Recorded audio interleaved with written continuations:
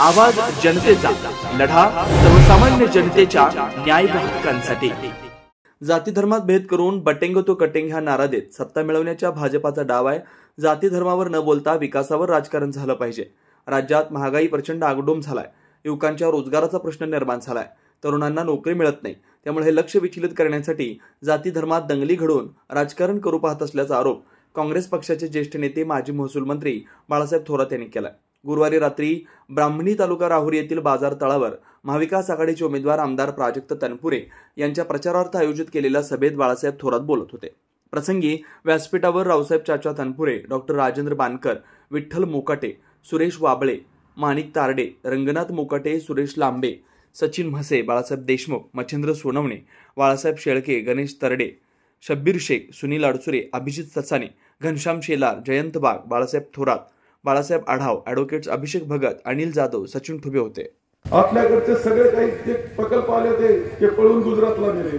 तरुणांचा प्रश्न निर्माण झाला, रोजगाराचा, शेतकऱ्याचा प्रश्न, महागाई प्रचंड वाढलेली, युवकांच्या रोजगाराचे प्रश्न, याच्याकडे बिलकुल लक्ष नाही। आणि मग काय करायचं हे प्रश्न तुम्ही विचाराल म्हणून वेगळंच बोलायचं। बटेंगे तो कटेंगे, कसला बटेंगे कटेंगे? अरे महागाईचं बोला ना, का बोलत नाही महागाईचं? तुम्ही धर्मामध्ये भेद करायला निघाले, जाती जातीमध्ये भेद करायला निघाले, त्याच्यावर सत्ता मिळवायचा प्रयत्न तुमचा चालला। विकासाच्या कामावर बोला, हे भारतीय जनता पक्षाच्या पुढाऱ्यांना तुम्ही म्हटलं पाहिजे। आम्हाला तुम्ही दंगली करायला लावू नका। आपले पोरं तुम्ही नीट लक्षात घ्या। शेतकऱ्याचे पोरं, बहुजन समाजाचे पोरं माथे त्यांचे भडकवायचे, दंगली करायला लावायच्या। अरे जामीन द्यायला कुणी येत नाही। नंतर जे भाषण करतात ना ते नंतर जामीन द्यायला सुद्धा येत नाही। यांना फक्त आपल्यात लढाया लावायच्या, पोरांना दंगली करायला लावायच्या। हे बटेंगे कटेंगे काय लागले? पंतप्रधानांनी सुद्धा बोललं पाहिजे की देश कसा चालवणार आहे, मी पुढे कसा चालव, आता काय केलं, पुढे काय। मुख्यमंत्र्यांनी ते बोललं पाहिजे। आता ते लाडकी बहीण चाललंय। अरे लाडकी बहिणीच्या अगोदर राऊजीने एक योजना मांडली होती कोरोनाच्या काळात। त्यांनी सांगितलं होतं की गरीबाच्या हातामध्ये 6,000 रुपये द्या महिन्याला काही दिवस काळ। तो गरीब माणूस त्यावेळेस चलनवलन बंद झालं होतं। ते 6,000 रुपये घेऊन हा गरीब माणूस गरजू आहे, जीवनावश्यक वस्तू खरेदी करण्याकरता दुकानात जाईल। दुकानाचा माल खपल, दुकानाचं दुकान चालल। माल खापल्यानं जो मालाचं उत्पादन आहे ते पुन्हा सुरू होईल, त्याची इंडस्ट्री चालेल आणि मजुराच्या हाताला काम मिळेल। सगळ्या देशातलं चलनवलन पुन्हा फिरायला लागेल, हे सांगणारे पहिले राहुल गांधी, लक्षात ठेवा तुम्ही। आता सुद्धा महालक्ष्मी योजना ही आमची कर्नाटकात चालू आहे, तेलंगणामध्ये चालू आहे आणि हिमाचल प्रदेशमध्ये चालू आहे, काँग्रेसच्या राज्यांमध्ये आता चालू आहे। आणि ती महालक्ष्मी योजना 3,000 रुपये भगिनीला देण्याचा निर्णय हा आम्ही घेतलेला आहे। हा काही निवडणुकीचा जुमला नाही बरं का। 15 लाखाचं काय झालं रे? मिळाले का तुम्हाला? आले का? आले?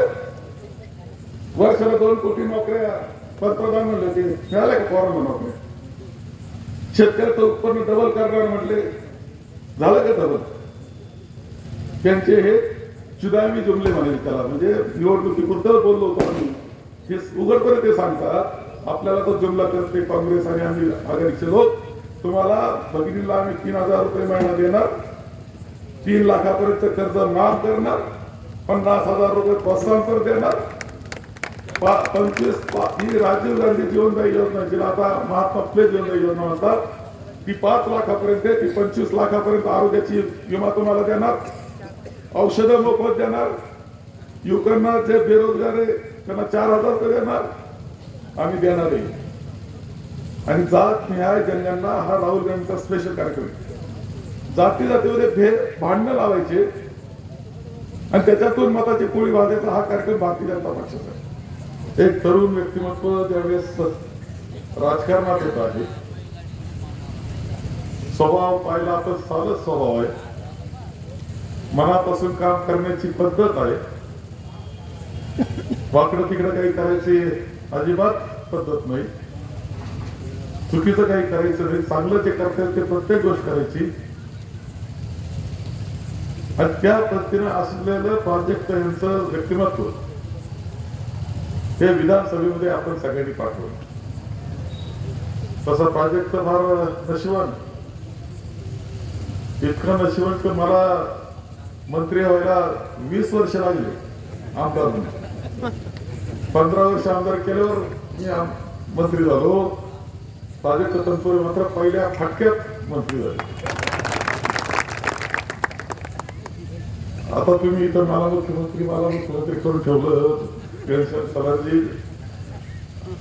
आता असं म्हणा ना, प्राजक्तच्या सभेमध्ये मामा होईल नाही तर हे होते कोणतरी एक गावात चालता मामा.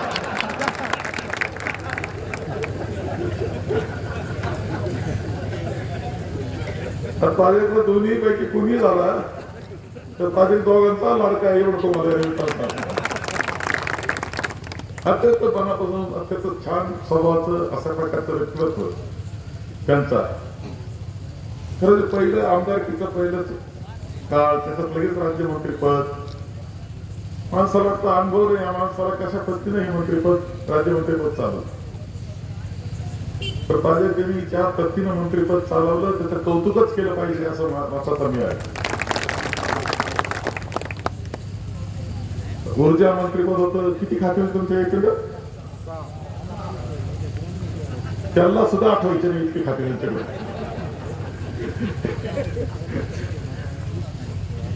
काही असलं तरी ती आघाडी करण्यामध्ये मी होतो. आदरणीय पवार साहेब होते, उद्धवजी होते, परंतु काँग्रेसच्या नेतृत्वाला पाठवायची जबाबदारी माझी होती म्हणून आघाडी झाली. हे लक्षात ठेवा, मी अध्यक्ष होतो. प्राजक्त यांनी अत्यंत खरं ऊर्जा खातं त्यातलं त्यात एक चांगलं खातं का लोकांच्या उपयोगाचं काम करता येईल इतकं मनापासून सांभाळलं.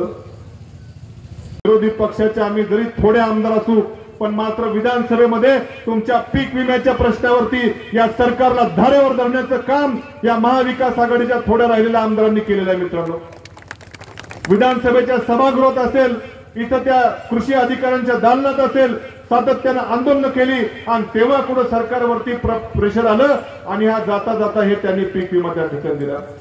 हा विचार आपण करा, कोणतं सरकार शेतकऱ्याच्या बाजूचं आहे, कोणतं सरकार ग्रामीण भागाच्या बाजूचं आहे, हा विचार करून आपण खरं निर्णय द्याल अशी मला आपल्याला विनंती आहे. मित्रांनो, मगाशी जिल्हा बँकेचं उदाहरण अण्णांनी दिलं. आमच्याकडे मला वाटतं ब्राह्मणी गावात कमीत कमी 100 लोकांना तरी जिल्हा बँकेच्या नोकरीचं आश्वासन असणार आहे. मगाशीच मी पाथर्डी तालुक्यात होतो, 20-25 जणांना तिकडे आश्वासन होतं.